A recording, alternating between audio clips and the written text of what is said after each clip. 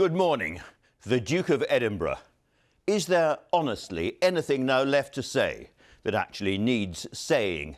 It's a pointed question, but it's an unignorable one when we're talking about a man so intolerant of pretension, of fake emotion, flattery, or indeed the self-importance of journalists. He wouldn't want what he'd probably call an hour of repetitive poppycock.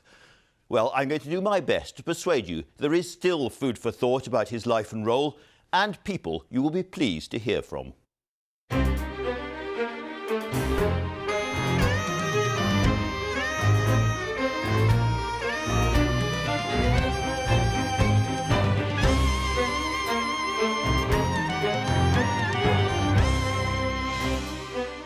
I'm joined today by someone who was able to cast an insider's eye on the role Prince Philip played within both family and constitution, the former Prime Minister Sir John Major.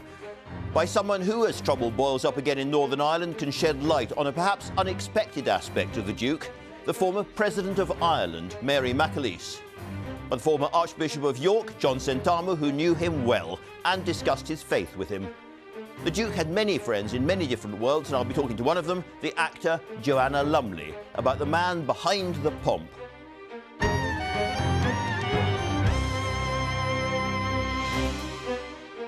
There is other news, of course. Tomorrow is a big day in the easing of coronavirus restrictions. We'll be talking about that and a major lobbying scandal with Helen Lewis from The Atlantic and our very own Politics Live presenter, Joe Coburn. Let's start with the news from Ben Thompson. Andrew, thank you. Good morning. A service of remembrance is being held at Canterbury Cathedral this morning in memory of the Duke of Edinburgh. Members of the royal family, including Prince Charles, have been paying tribute to Prince Philip, who died aged 99 on Friday. My dear Papa was a very special person who, I think above all else, would have been amazed by the reaction and the touching things that have been said about him. Meanwhile, it's been confirmed the Duke's funeral will take place next Saturday. Due to current coronavirus restrictions, only 30 people, expected to be the Duke's children, grandchildren and other close family, can attend the ceremony at St George's Chapel in Windsor. In other news, there is one day to go until COVID restrictions are relaxed further in England. As of tomorrow, non-essential shops can open, as well as pubs, cafes and restaurants for customers who are seated outdoors. And there was a sensational win for racing and for Rachel Blackmore. She became the first female jockey to win the Grand National, riding 11-to-1 shot Minella Times. That's all the news from me for now. The next on BBC One is at 1 o'clock. Andrew, back to you. Very many thanks for that. And now today's review of the news. I'm going to go through the front pages in just a moment, but I should explain something. Normally you would expect an array of current politicians, but in the middle of 8 days of national mourning, none of them will come on. Indeed, election campaigning across Scotland, Wales and parts of England is suspended. And so to the front pages. There's been some criticism of broadcasters, including the BBC, for doing too much about the Duke of Edinburgh. But it has to be said, all the papers take the same view. Virtually every single one has nothing else on the front page. There's the Sunday Express. Charles speaking yesterday. Charles, my dear Papa. The Sun on Sunday focuses on the possibility of reconciliation between William and Harry. A lot of people will be talking about that today. Harry to walk behind the coffin with Wills, it says. Meghan, of course, is not coming because she's heavily pregnant. The Mail on Sunday, Charles, my dear Papa was so very special. The Mirror, united in grief. And the Sunday Telegraph, my dear Papa was a very special person. I miss him enormously. There are, however, other stories in the papers. The Observer has a story about virus hotspots around the UK and their warning of the possibility of a third wave as we unlock. And if you pick up the Sunday Times this morning, that's the first thing you see, Prince Philip, 1921 to 2021. But if you pull that aside, you see their real front page, as it were, and they're leading on this Greensill scandal. David Cameron in deep, deep trouble here, I think. Nutt's email triggers fresh Greensill questions for the ex-Prime Minister. There are always lobbying scandals, but this appears to be a very serious one. And then again, Prince Charles paying tribute to his dear Papa. Joe Coburn, let's just start talking about the royal coverage, the Duke of Edinburgh coverage. It is absolutely everywhere. There's a lot of good writing in all the papers, really, but you've taken the front page of the Mail as your Yes, I mean, point. you mentioned it. As you say, the papers are full of tributes and reflections and the life of the Duke of Edinburgh, as you would expect. But Charles, Prince Charles, saying, "My dear Papa," it's a very poignant and personal tribute from him, particularly as it's been well documented over the years that the relationship between Prince Charles and his father was often complicated Wasn't easy, was it? and could be strained. I suppose that is normal in many households. What's interesting, if you go into the Telegraph, if we just show you the inside here, as you mentioned, the headline says, "Doctor's orders mean pregnant Duchess of Sussex must stay in the US as Harry flies back." He is indeed flying back, as you mentioned, the Duke of Sussex, unsurprisingly, to be with his family, with the royal family, ahead of Prince Philip, the Duke of Edinburgh's funeral next Saturday, which now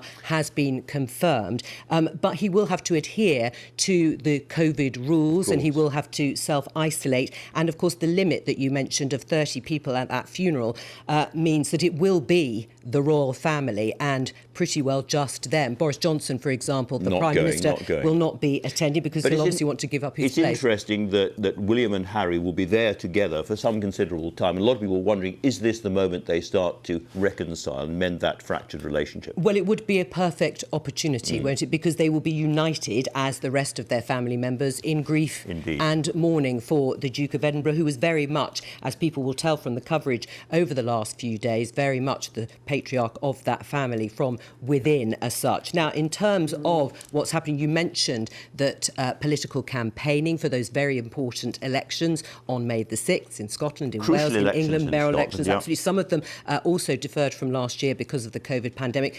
That has been suspended, the campaigning. For how long? Well, actually, there was some discussion about how long, and there was some talk that it could be suspended for a whole week, which would have been pretty unprecedented, but these are unprecedented circumstances. We understand, and we've been told now, that full campaigning will resume on Tuesday. There could be some leafleting after tributes are made in the House of Commons, in the Senate in Wales and in Holyrood, as politicians will be able to pay their own tributes and personal reflections to the Duke of Edinburgh in those respective Houses of Parliament, and perhaps from that point on Monday, some sort of campaigning will resume. Well, returning to the papers, if you're interested in reading more about the Duke of Edinburgh and his life, it's a pretty easy thing to find this morning.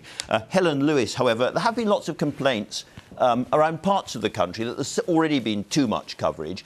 The nation no longer seems quite as united about these things as perhaps it once did. Yes, I thought it was interesting the BBC had to set up a sort of template for people to complain about the fact there was too much coverage, suggesting that they had quite a lot of complaints. And I think in the age of, Netflix and streaming services, it was probably the wrong decision editorially to completely shut down BBC Two and run the same programmes as BBC One, to shut down BBC Four for the night. But it was probably the right decision politically.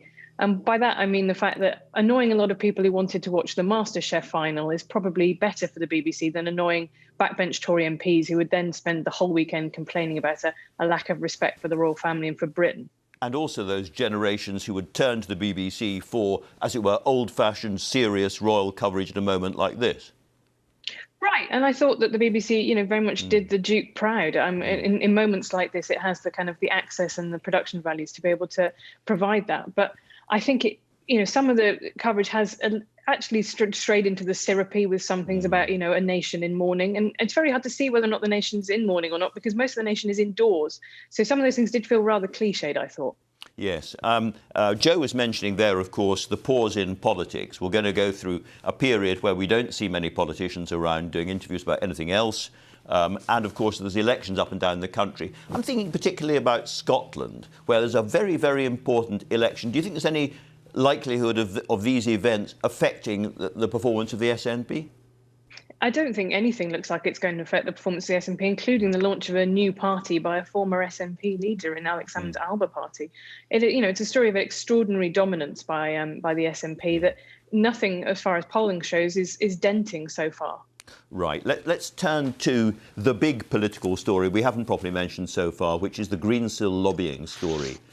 Joe. Yes, now, the Sunday Times has been pursuing this for weeks now. Yes, and they've got another very, very substantial series of stories. For people who haven't really been following this, and it is a complicated one, just give us the sort of bare bones of it. Yes, if I can just remind people, I mean, the headline here that we are showing you in the Sunday Times, as you say, is David Cameron spent 2 months browbeating Rishi Sunak's officials in the Treasury. This is all about a company called Greensill Capital, which is a privately owned financial services company. Its advisor was one David Cameron, who former stood to make Prime a Minister. huge amount of money out of it. Absolutely. Yeah. So he was an advisor. He is allowed to be an advisor. There has always been this difficult relationship between the access that certain companies can have if they have former politicians advising them or lobbying on their behalf. But you're absolutely right. He did have share options worth tens of millions of pounds. They aren't worth that now because the company, Greensill itself, ran into trouble, which is why they wanted to apply for taxpayer-backed loans to help them. And the company is actually set up, it would say, to loan and help small and medium-sized businesses that could run into problem because of late payments. That's their sort of business model. And it's not a stupid business model at all. But Lex Greensill, who runs the company, is a friend of David Cameron. And they met at number 10. He didn't get everything he wanted, but he has had a huge amount of public money, much of which may have gone forever. Well, because, of course, the company has gone into administration and is now in, as I say, a great deal of trouble. And that has left all sorts of unanswered questions that the paper wants to put to David Cameron. And so far, they say that they haven't had any comment or any response, apart from through friends of David Cameron. And that was specifically about texting Rishi Sunak. Perhaps he said he should have written a letter. And the story, Helen Lewis, gets more and more tangled day by day. It's now about drinks with Matt Hancock, the Health Secretary. We've had lobbying scandals for years and years and years in this country. Is there something special about this because it's a former Prime Minister? I don't think there's anything special about it. In fact, what's kind of disturbing about it is that so far, most of it seems to be entirely within the rules, which suggests there's a problem with the rules. But to put it perhaps slightly rudely, Cameron is yesterday's man. But what's more interesting is whether or not this touches Rishi Sunak and Matt Hancock. And, you know, those texts from Rishi Sunak released by the government in the last week show him giving really quite a polite brush off to David Cameron. Obviously, Treasury officials then had to take this request quite seriously. But there is a bigger issue here, not just in the jobs that might potentially be lost in the steel industry as a result of the collapse of this firm, but also about the fact that, you know, the government parcelled a lot of money out of the door last year in various bounce back schemes, loans, COVID recovery. And was all that money really spent perfectly properly? You know, was there fraud of those schemes? The FT had a piece in December that described it as a giant bonfire of taxpayers' money. And if that, you know, really begins to touch this government rather than a former Prime Minister, then it could really blow up into something quite extraordinary.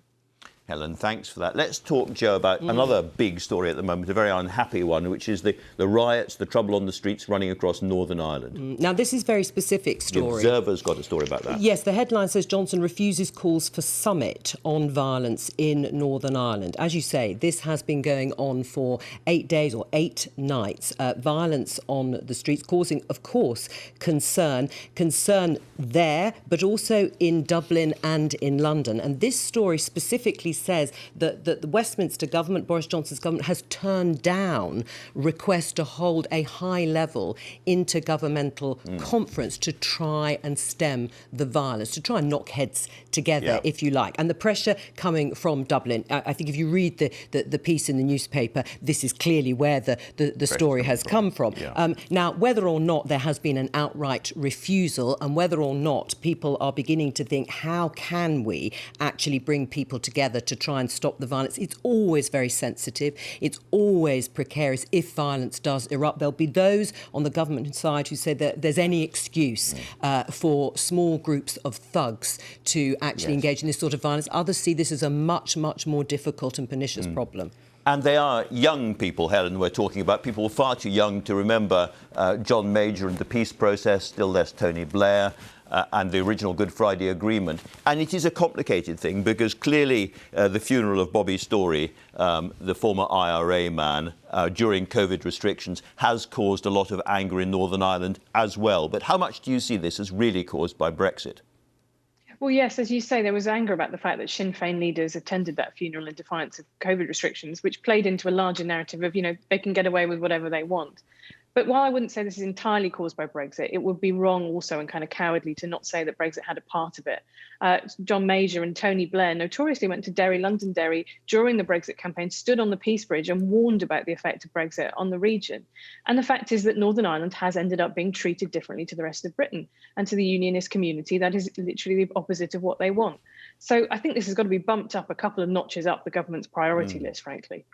Turning to the inevitable COVID stories, Janssen, which is yet another jab, is about to become available. I mean, this is wonderful news, particularly because this is a one-shot jab. So if you've got communities which are a bit vaccine hesitant, or you're worried you might not be able to get back in for a second jab, it's one and done. So I think particularly for younger people, particularly given the concerns over the AstraZeneca vaccine for the under 30s, having more options, including a one-dose option, is a brilliant one. And it does look like we might hit that target this summer. Some good news there. Joe, I mentioned the front page of The Observer a moment ago, talking about worrying hotspots in the Black Country and other parts of it, if we open up too quickly. The flip side of that story, I suppose, is in the Telegraph. Yes, well, here it is, exactly that. Half of people in England live in areas that are COVID-free, and there are 2 maps to help you see exactly where the hotspots are and where they are not. But of course, logic would suggest that half of people, the other half in England, are living in areas that are not completely COVID-free. So while, again, there'll be these competing pressures that we have seen time and again, tomorrow, we'll talk about in just a moment, is going to be another stage in the unlocking programme in England. The issue here is that if there are hotspots across the country where the levels of infections perhaps aren't coming down as quickly, what is the risk? What is the risk, exactly. And to be clear, we can talk about the detail, but non-essential retail, all shops effectively will be able to open in England from tomorrow. It's a big day, and outdoor hospitality. Outdoor. So basically, in this foul weather, you're going to be able to go and shop and buy things you don't need just for the joy of shopping, and then stand outside in the rain with your pint. I think the weather isn't going to be an obstacle for a great many people, it has to be said. And of course, there are other stages of unlocking in Scotland, Wales and Northern Ireland, because in Scotland, the non-essential retail has already opened, but schools will be able to, if they can, depending on their term times, they can return. In Northern Ireland, the remaining school years, 8 to 11, are also going to be returning to school. And importantly, in Wales, it's the travel in and out of the country. The Welsh border opens. The Welsh border does open. That happens tomorrow. So it is a big day in terms of the staging, if you like, of that unlocking programme. It's a big day. Thanks both very much indeed. Helen, I hope you're going to enjoy a pint outside tomorrow. Joe, thank you both very much as well. And so, as I say, to the weather, which has been chilly with sunny patches. It's called Britain. Get over it. Over to Thomas Shackanafa in the weather studio. Thomas. Thank you, Andrew. The weather is certainly chilly out there, and it's going to stay like it over the next few days. For today, it's a case of sunny spells and also wintry showers. And some of us this morning woke up to fresh dusting, even covering of snow. But I think overall we are talking about mostly dry and sunny weather across the UK through the course of this afternoon and indeed into tomorrow. Now, the temperatures with the Arctic air will not be rising very high at all. We're talking 5 degrees in Aberdeen, 8 degrees in Hull, and barely touching double figures across the south of the UK. Frosty night tonight, and with a weather front just nudging in off the Atlantic, we are expecting a little bit of snow across parts of Wales, maybe the Midlands as well. You can see by early on Monday morning the temperatures are around freezing or below throughout much of the UK. And then Monday itself, of course, the first day of the easing of the lockdown. We want some better weather. Well, it's not going to be much warmer, but at least there's going to be some sunshine around across the majority of the UK. The difference here in the west is that the clouds will increase and there will be some spits and spots of rain. And to be honest, it's not going to turn an awful lot milder as we go through the week.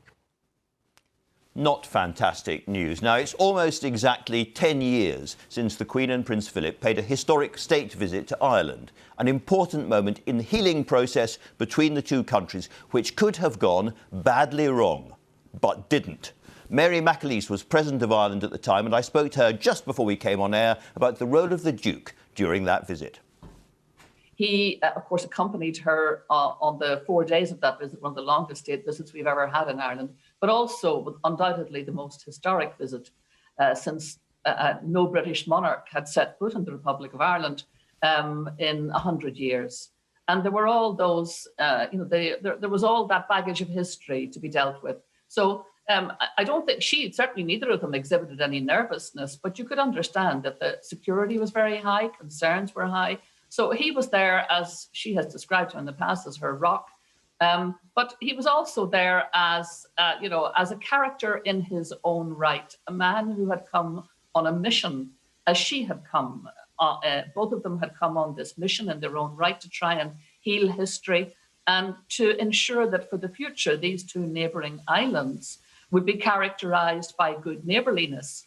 And so he wasn't just there as her company, if you like, her inevitable company. He was also there making a statement. I mean, one of the remarkable things that didn't happen on that visit was, of course, that he subsequently met Deputy First Minister of Northern Ireland, Martin McGuinness, former member of the IRA, and he would probably have met him in Dublin on that visit if Sinn Féin had agreed. We had invited Martin McGuinness to all the events, but Sinn Féin had decided, for their own reasons, not to support the visit and not to be there. And so he was willing even then to meet people who had been so closely associated with the murder of a man who meant so much to him, Lord Mountbatten. Well, of course, Mountbatten was his mentor and in many ways his ersatz father, I suppose, very, very close to him. And despite that murder, I wonder, did the Duke himself, was he really interested in reconciliation and holding out the hand of friendship to the IRA or to Sinn Féin, people who had been the enemies of the British state for so long? I was lucky to have an insight into the desire of both Her Majesty the Queen and Prince Philip for precisely that reconciliation. I was surprised at the extent to which, first of all, they were both very knowledgeable about Irish history, very well read in Irish history, and also very, very up to date on contemporary Irish politics. But the other thing that struck me that day was the fact that I was talking to two people of faith, and it was a faith that demanded of them that they seek reconciliation and forgiveness. This really surprised me. And I don't know why it should have, but it did. And they both gave me to understand that they really wanted to visit Ireland. They wanted it to be part of a process of reconciliation. They saw themselves as people who had a duty to do whatever they could by way of bringing about that reconciliation between neighbours. And so when they came in 2011, it was at the end of a long process. We had the Good Friday Agreement, and there was a long, long political journey to get to the point where we could offer that visit to Her Majesty the Queen. And of course, when they both came, they were greeted very warmly. Why? Because people recognised in them, in every gesture, in everything they did, and in the speech that the Queen gave, they recognised people who weren't just there as state visitors, but in some ways were on a kind of pilgrimage of reconciliation. A personal pilgrimage. But you had an example when you were talking to him about the slight problem the Duke of Edinburgh award scheme had in Ireland. Yes, in the Republic of Ireland, we have a scheme called Gaisce, the President's Award, which is part of the international award scheme along with the Duke of Edinburgh's award. I think that's one of his great legacies, is that investment in young people.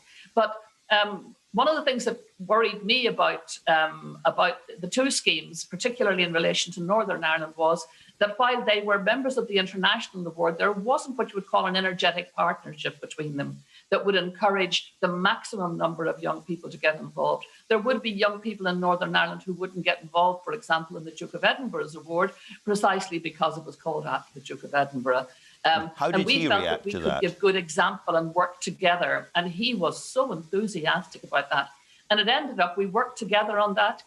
He invited me to give the to present the Duke of Edinburgh Awards in Belfast. I, in turn, invited him to present the President's Award, the Gaisce Awards in Dublin, to give that example, to show what is possible when people of goodwill focus on the future and not on the baggage of the past. Mary McAleese, it's impossible to end this conversation without asking you about what's going on in Northern Ireland right now, because there's been a lot of trouble on the streets, a lot of rioting, and that has not stopped for any sense of mourning. Can I ask you why you think it's happening? It's a complicated issue, I'm sure, but why you think this is going on now? Well, I think there's nothing... Andrew, it's very familiar territory, and regrettably, it arises because they're in a vacuum, and there is undoubtedly a vacuum, of political leadership. There is the downstream consequence of Brexit, which, when we go back to Brexit, we realise how little consideration was given in the planning of Brexit and the referendum of the impact it would have on Northern Ireland. There's all of that. But you're also dealing with young people, regrettably, who are still being taught to hate and who are bringing that hatred, expressing it out on the streets. They are 13 and 14 years of age. What experience do they have of life? And when I think of the Duke of Edinburgh and how he could see how important it was to galvanise the curiosity and the wonder and the energy of youth and to give it a focus, as is done through the Duke of Edinburgh Award. These are young people. I guarantee you none of them will ever have done a Duke of Edinburgh Award, unfortunately. You talk about political leadership on all sides. I wonder what you would like to see coming from the UK at the moment to help quell the violence, but also whether you think that the Bobby Storey funeral was handled very well. Well, that funeral, of course, has now been the subject of a police inquiry, consideration by the DPP, and it's currently under review. I mean, at the end of the day, Northern Ireland is fundamentally, it is a UK problem. It is part and parcel of the UK currently, as you know. Under the terms of the Good Friday Agreement, it was agreed that Northern Ireland would remain part of the United Kingdom unless and until the people of Northern Ireland decided otherwise. The situation that has been created has come out of, regrettably, a resentment of the downstream consequences of Brexit. And I think that's something that really, I think that we really need to take on board the fact that many people do not understand the logistics, for example, of the protocol, how in fact the protocol attached to the agreement between the United Kingdom and the EU is of huge benefit and will, for the future, be of huge benefit to Northern Ireland, whereas Brexit itself, left to its own devices, was not going to be. But they're going to have the best of both worlds. Mary McAleese, it's been fascinating talking to you. Thanks so much for joining us this morning. My pleasure. Now then, as Archbishop of York, John Sentamu had a ringside seat at many royal occasions. He knew the Duke of Edinburgh up close and pretty personal because they discussed their shared faith in detail, and he joins me now. Dr. Sentamu, welcome and thanks for joining us. You described the Duke of Edinburgh as your sparring partner. What did you mean by that? There weren't topics that were off limits. Whenever I met him, he would get into a conversation, something that he'd been thinking about, and then I also would give a very robust reply. So there wasn't just, hello, how are you, what are you doing? He always had something on his mind he wanted to talk about. You know, at the end of the Stephen Lawrence inquiry, and we made our report, again, I meet him at Buckingham Palace, and he comes and asks me about how it all was. You know, you must have had a very tough time listening to evidence which really was appalling. And then we have about 3-4 minutes of real conversation. So it was never, hello, how are you? Let me go on. So, and there were areas we disagreed fundamentally about. And also he loves a very good conversation. And he doesn't want either you to let him off or for you to be let off. So it was always quite, I always walked away energized. Well, it's interesting you mentioned the Stephen Lawrence affair there, because for many people, he was the absolute epitome of the old white British establishment in his bearskin hat and his uniform and all the rest of it. In terms of relations between different groups in Britain, do you think he was actually a reformer? Was he somebody worried about those issues? If you said, are you a reformer? I think that's not a word you like to use. The word I think I had him say to me every time, that life constantly changes. And we got to be upfront about the changes that are coming. And if you do not change, you're going to find it difficult. Hence, the Queen's Golden Jubilee, in her speech, talked about change is a constant, and how we respond to it will determine our future. So he would talk about change. Please look around you. Everything is changing. There is nothing static. And the only thing that is stable, we know that the earth is still revolving around, but the rest, I'm afraid, changes. And the good thing is to make sure that you are there to make a better change than a terrible one. And he thought that the Stephen Lawrence inquiry was really at the heart of it, going to change the way we do our policing. And in many ways, it actually has done it. So he would go for change, not reform, because he said, I don't know what that means, because the powerful are the ones that want reform. And whom do they want reform? The weaker people. But if we talk about change, all of us are involved in it. That's really interesting, because I suppose he was also known. He complained about being seen as a caricature, but part of that caricature would be the off-colour remarks about other people's backgrounds and ethnicity and so forth. He was notorious for putting his foot in his mouth, as he used to say.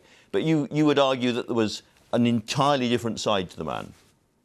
He would make an off-course remark, and if somebody challenged him, they would enter into an amazing conversation. The trouble was, because he was the Duke of Edinburgh, the husband of the Queen, people had this kind of deference. But if you challenged them, I don't know how much time you've got, but when give us an example. I will give you an example. I was telling a joke about black people and how some way they've been treated, and he comes to me and says to me, "Do you think that's fair?" So I said, how would you describe the kind of incident I've been giving you? And then you talk about his Duke of Edinburgh award. It was an eye-opener when this went into every country where he had been. And when he met young people, whether they were black, whether they're white, whether they're Asian, actually it didn't make a slightest difference, as long as they were given the opportunity to get up in life. And the trouble with most of our people who feel downtrodden, they have not been given real opportunity. And my award is intending to create a level playing field for everybody. So he had this very quick-witted sort of thing, and then he just said something, and I'm sure sometimes he regretted some of those phrases. But in the end, it's a pity that people simply saw him as somebody who simply makes gaffes. Behind those gaffes was an expectation of a comeback, that nobody came back, and therefore, unfortunately, stayed. Everybody was too scared all the time as he was going around, I suppose. Yes. Close observers will have noticed that you are a man of strong and robust faith, and so was he. Tell us a little bit about his faith as you experienced it in those conversations. I think the first time, I think it was the ambassador's dinner at Buckingham Palace. And he really was feeling very, very sorry for some of the things that were happening in his family, particularly his sons. And he said, "You believe, don't you?" I said, "Yes." "What would you say to me about the trouble that's happening with all my families?" And I said, "Well, Your Royal Highness, you are a family like any other family. And every family goes through good times and bad times. The important thing for me is that you should realize, if people are married, they are not just a couple. There's a third, and that's Jesus Christ. And they should begin to go to Jesus Christ." And then there was this pause. And then he says, "Of course, the Queen and I are so strong in our belief in Christ. And fortunately, my siblings need to be given. Can you begin to pray for them?" And there was I, immediately stopping and saying a prayer. So there was this unbelievable depth of his rootedness, because he was so rooted in Christ. He didn't have any problem in relating to people of other faiths, or those who didn't believe at all, or those who doubted what he was doing, because his feet were so strong, rooted in Christ, rooted in reality, rooted in his family, that actually he could be a free person. And I have not actually met a couple that are so free, and Her Majesty is exactly the same. I mean, I have seen her and I've had audiences with her, and you go away at the end. Last time I saw her, I said, "Your Majesty, do you mind saying a prayer for me?" And she takes my hands, and there is a bit of silence. And often their prayers were never uttered aloud, but you knew that at the end, both of us said amen. And I walked out of that room, and I said the people were there. That was a most unbelievable experience. And of course, Philip was upstairs, not feeling very well. and grumbling about this and the other. And I said, Her Majesty, that means it's actually getting better. Now, of course, it's going to be a very strange funeral service, the one that we're going to see on Saturday. Just 30 or so people there, wearing masks, socially distanced. A lot of people up and down the country will want to express their condolences, their grief, their feelings. How hard is it going to be this time under these restrictions, do you feel?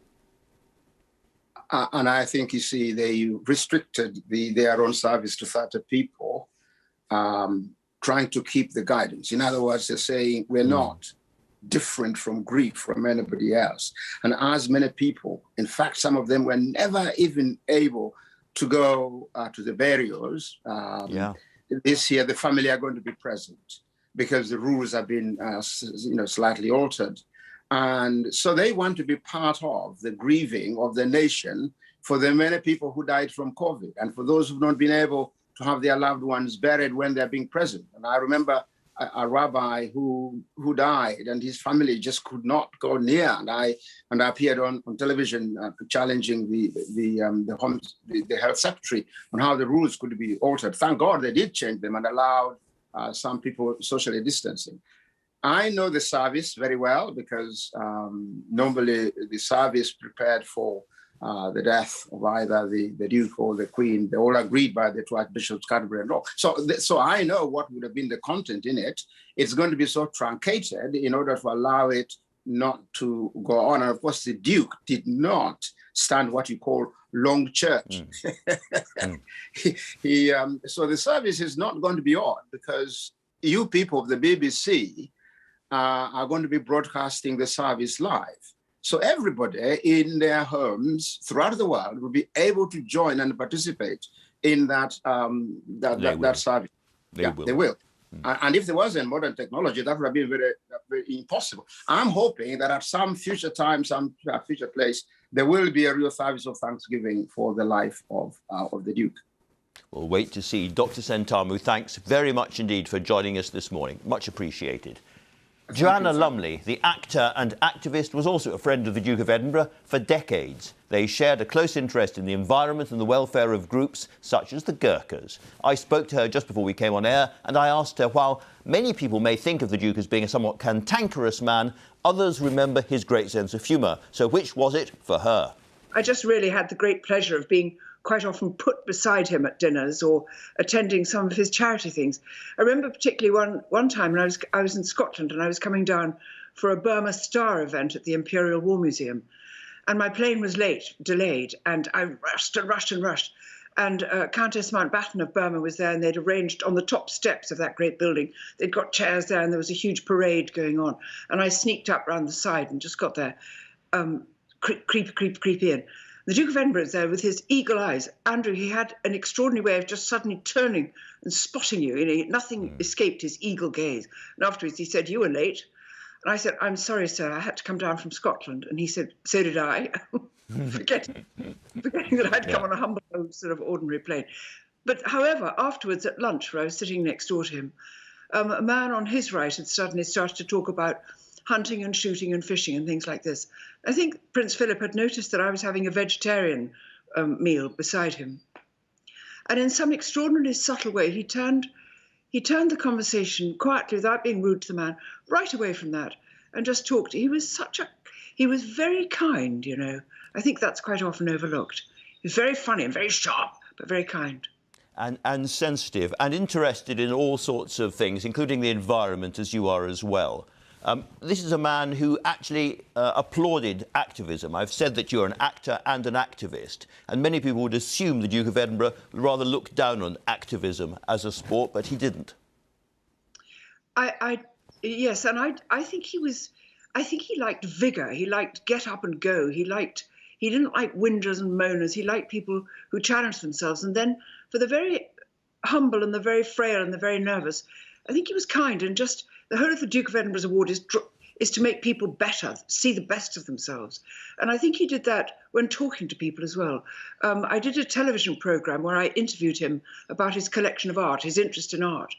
And instead of maybe taking me around the great paintings of Buckingham Palace or Windsor Castle, he took me and this tiny film crew to the little cottages that the royal family has at Sandringham, which are just humble little ordinary farm workers' cottages, where he and the royal family go to stop being royal, as it were, which I thought was extraordinarily open and sweet of him to do that.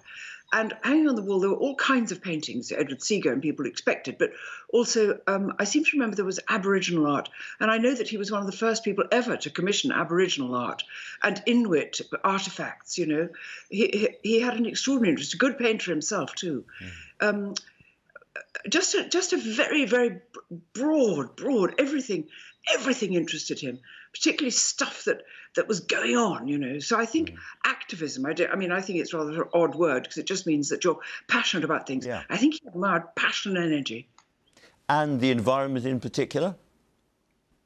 I think so. I mean, when you think how far ahead he was, realising that this perfect world we live in can only be ruined by human beings.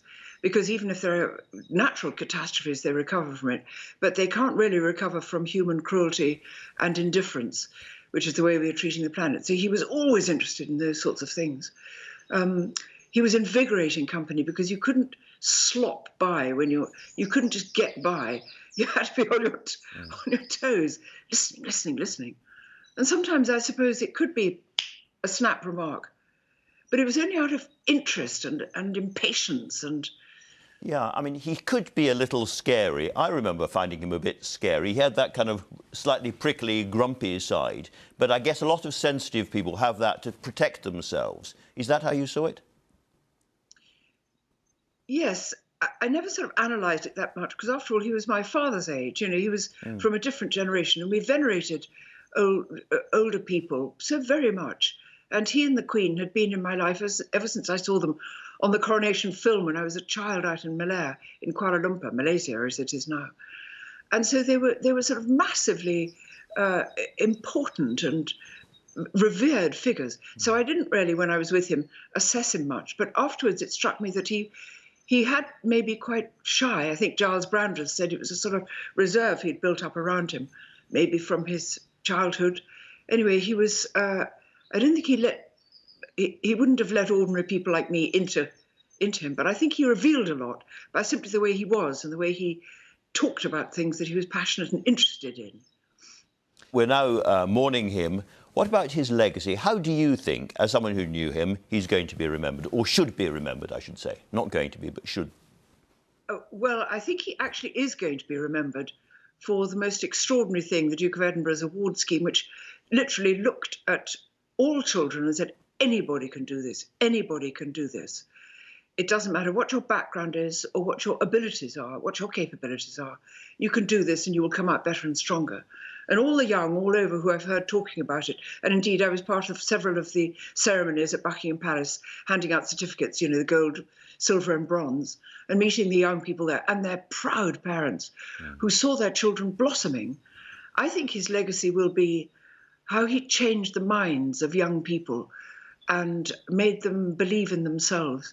That's a very rare and difficult thing to do, and he did it in spades. That's a pretty good legacy. Pretty good legacy. Joanna Lumley, thank you so much for talking to us. Such a pleasure. Thank you, Andrew.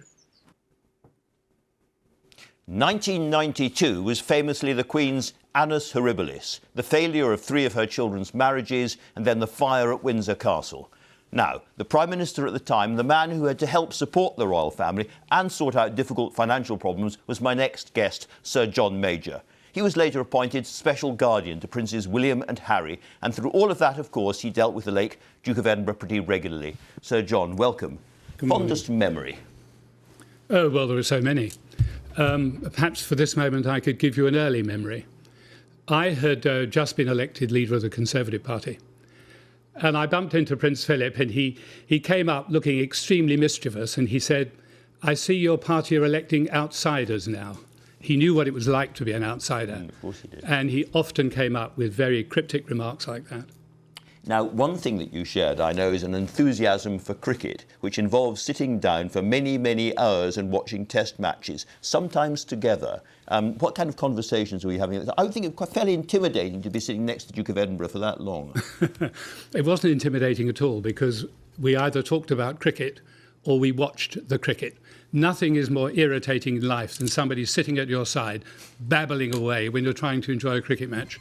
I felt that way, and so did the Duke. But what did happen about cricket, frequently when we met on occasions, he would sidle up to me with a grin on his face and say, "What's the cricket score?" if there was a test match or an important game on. He had an interest in it. He was an off-break bowler. He had an interest in it. He'd been president of the MCC twice, I think, twice. And he maintained an interest in cricket, as in other sports, throughout his life. Now, I mentioned the Annus Horribilis there, of course, 1992. You had a lot of engagement with the royal family, lots to talk about, lots of difficulties happening, including over money. And I wonder to what extent, people talk about this being almost like a joint monarchy. He was very, very involved in his decisions. Did you get an impression that he was engaged from the palace side in taking decisions, in negotiating the way through? Well, of course, he wasn't so indiscreet as to talk about it in quite that clarity. But I had not the slightest doubt from my discussions with the Queen and with him that he was very much involved with what was happening. It was, of course, an annus horribili. There was more than one of them. He had them, and they rather coincided with mine. I had the odd difficulty at the same time, I recall, with a little help from my friends. And of course, we discussed those issues, and there was no doubt about the depth and concern of Prince Philip for what the monarchy was facing, and in particular the Queen. Now, he was very involved, as you said, in understanding politics, took a close interest in politics. There was a famous moment, I think, in Ghana, when he was asked about the Ghanaian parliament, and he was told there were 200 Ghanaian MPs, and he said something like, I've got it here, he said, "Quite right, that's about the right number. We have 650, and most of them are a complete bloody waste of time." Does that really reflect his view of Parliament, do you think? I'm not sure. You'd have to ask someone who knows him better than I do. I rather agree with him about the number of MPs. I think there are too many, and there are certainly far too many in the Lords. I think that is self-evident. But often those remarks that he made that were regarded as gruff and sometimes caused offence, I think they were remarks to put people at ease more than anything else. It wasn't an attempt to be offensive. He was trying to put people who were nervous at meeting him. If you're meeting the Queen or Prince Philip for the first time, if you're a normal person, you're nervous. And his determination was to put people at ease. And by saying something from left field, something that's a bit anti-establishment, because Parliament is the establishment, of course, that does create a different perception in the mind and eyes of the people who meet him. It relaxes them. And I think that is what he's about. I mean, he often suffered extremely bad headlines and stories as a result of that. And offended people too, presumably. Yeah, indeed. Yeah. But I think that is what he was about. Now, apart from cricket and apart from some of the aspects of politics, what do you think really drove him in terms of his, as it were, broader political passions? What excited him? Well, I think he was excited by things that worked and things that had an element of compassion underneath them. I think that was the driving force for the Duke of Edinburgh's award. It really was a remarkable thing that he began. And of course, it was aimed, not exclusively, it was aimed at all young people. But I think it was particularly aimed at young people who weren't sure they could meet their potential. He wanted to show them that they could meet their potential. Here were things that they could learn to do that perhaps they thought they couldn't do. And if in doing that, it gave them confidence, helped them mark out what their future might be, well, so much the better. And it was amazingly successful. And his compassion for that was absolutely genuine. And of course, it spread, I think, probably far further, far wider, and for far longer than he possibly imagined. But it was indicative of what lay underneath the gruff, the occasional gruff manner. It was the real Philip, I think, who appeared when he pursued that. If there's one phrase that everybody uses about him, he said he was great support to the Queen. But I wonder, what did that actually mean? Well, consider the position the Queen is in. She is the head of state. That is a very lonely position in many ways. There are a limited number of people to whom she can really open her heart, to whom she can really speak with total frankness, to whom she can say things that would be reported by other people and thought to be indelicate. Of the handful of people to whom she can speak frankly, Her husband, Prince Philip, was obviously the first one. And I'm sure that happened. That is why I think the Queen said at a later stage that he was her great stay and support. Yes. At times of difficulty, he was the person who was there. He was the person to whom she could unburden herself. And when you're facing a sea of problems, as she so often was, and sometimes when you're overwhelmed by what has to be done, someone who understands that, someone who can take part of the burden, someone who can share the decision-making, someone who can metaphorically, or in the case of Prince Philip, I think probably literally, put their arms around you and say, it's not as bad as you think, this is what we have to do, this is how we can do it, this is what I think. I think when you talk of him being a great support, that was it. If you saw them at receptions together, the Queen would lead, Prince Philip would be behind, but it would be Prince Philip who would often bring people up to meet the Queen who were too nervous to meet them, to meet her. So in every way, I think he was an astonishing support. Which leads sort of inevitably to the question, how will she manage without him? Well, it will be difficult. There are no doubt millions of people watching this programme who have lost a partner, a spouse. And it is a very lonely time. The Queen and Prince Philip had 73 years of marriage together. That is extraordinary. I can think of no one else who's had a marriage of that length in my experience. So it will be an enormous hole in her life that suddenly Prince Philip isn't there. How will the Queen manage? Well, I think there are several things to say about that. Firstly, I hope she will be given some time and space. I know she is the monarch. I know she has responsibilities, but she has earned the right to have a period of privacy in which to grieve with her family. After that, I think there are two things effectively to say. Firstly, Prince Philip may physically have gone, but she will be in the Queen's mind as clearly as if she were sitting opposite him. She will hear his voice, metaphorically, in her ear. She will know what he will say in certain circumstances. He will still be there in her memory. His loud echo is there still. The echo will be there, and it always will be. It is with very close relationships. And I think after that, the Queen is both a stoic and a remarkable public servant. She will return to her work, but I do hope she's given a little space and a little time and a little freedom to grieve in the way anybody else would wish to do so after having lost their spouse. Let me ask you about him as a father and as a grandfather. You were special guardian for Harry and William during a very difficult time. Tell us a little bit about the support he offered them. Well, I saw more of Prince Charles and the boys than I did of Prince Philip. But of course, he spoke to me about it. And he was deeply concerned to make sure that they were getting proper care. And they were. The first time I went to see Prince Charles in the capacity of guardian ad litem, the two boys were there. They were very young still. If you remember, it was a tragic time in 1997. So they were still quite young. But the affection between Prince Charles and the boys was evident.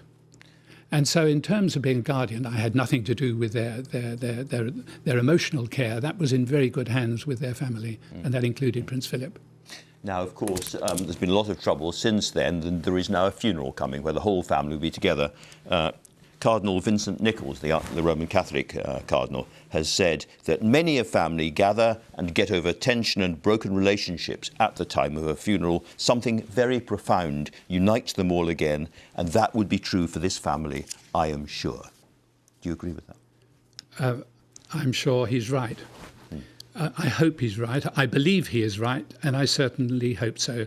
The friction that we are told has arisen is a friction better ended as speedily as possible, and a shared emotion, a shared grief at the present time because of the death of their father, of their grandfather, I think is an ideal opportunity. I hope very much that it is possible to mend any rift that may exist. Now, he was He was a reformer, of course, the Duke of Edinburgh at the beginning of his time, very active, challenging what he thought was stuffy protocol and the way things were done now. Do you think if somehow he could be back now as a young man again, he'd be reforming the monarchy again? Is this an institution that has to keep changing to survive? I think he was an evolving reformer. He didn't want to tear things down and start again.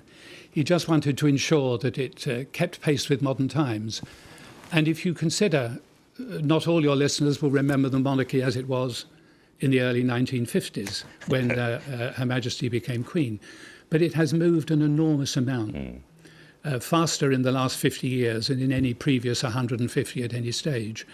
And I think Prince Philip would have been one of the guiding forces behind that. But the Queen too, of course. I mean, I remember when it was made evident to me at the time I was Prime Minister that the Queen thought it was right for her to pay tax. And so there is a constant consideration of reform. And I think the Duke as a young man, were he still a young man, would be keen to see the monarchy evolve so that it retains its rationale, it retains its centrality, its importance to British life. It is extraordinarily important. You're seeing it now with the number of people who have never met the Duke, who would never have dreamed of meeting the Duke, but they are upset that the Duke has died. You have probably had the same experience that I have. People have phoned Norma and I from abroad to express their condolences to us because the Duke has died, because they know us and they don't know the Duke. Don't know him. Now that will have been multiplied right across the United Kingdom and only I think damped down by the wretched effect of this virus at the present time. Now, one thing which doesn't unite us is that I wasn't invited to Harry and Meghan's wedding, and you were. I wonder, will you be attending the funeral? I have absolutely no idea. I think funerals tend to be family occasions, but I have absolutely no idea who will be attending at all. We talked about sort of change and reform.